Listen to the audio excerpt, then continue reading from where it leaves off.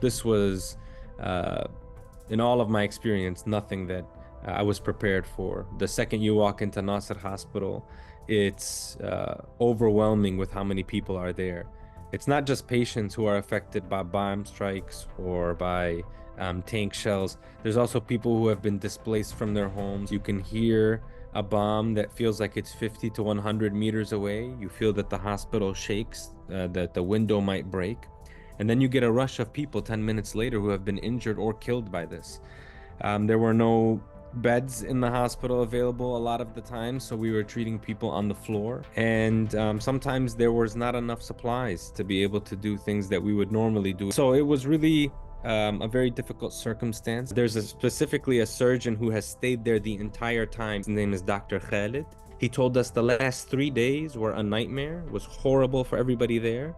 The Israeli military forced all the patients who were there, which was more than 200 patients, and there was 25 medical staff. They forced them into one building. They all had to take 65 bed-bound people from one building to another building using one elevator. And so it was really a miserable process. He talked about how the missile had hit one of the wards and killed somebody instantly.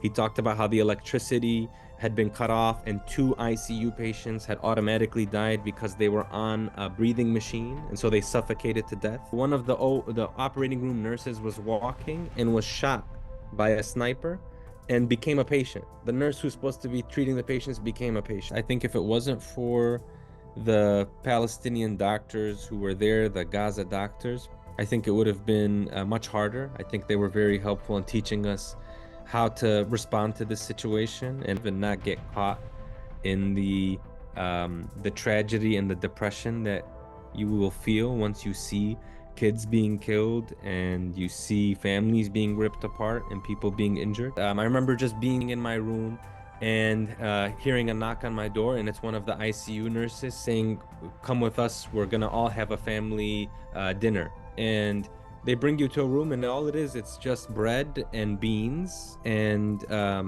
some dates, but they create this environment that give you that energy. They show you how to be resilient and how to persevere. I feel terrible. I feel guilty. I wish I never left. I wish I was still with them. There's something called survivor's guilt, obviously, when you are able to leave so easily from a place, and you know that the people there don't have the same options. Despite themselves being in danger, they stayed there and they saved hundreds of lives. There are hundreds of people in Gaza still alive because of these people. They have done an incredible and miraculous job. They're absolute heroes. It's really, really embarrassing for the entire world to allow another hospital in Gaza to be made dysfunctional. To me, it's a failure of the international community, and definitely in the United States, that we can't even make a statement to say, please protect hospitals, don't kill doctors or nurses, keep them safe. I think that's an indication of why this has gone on so long and why the people in Gaza are suffering, and they seem to be suffering alone.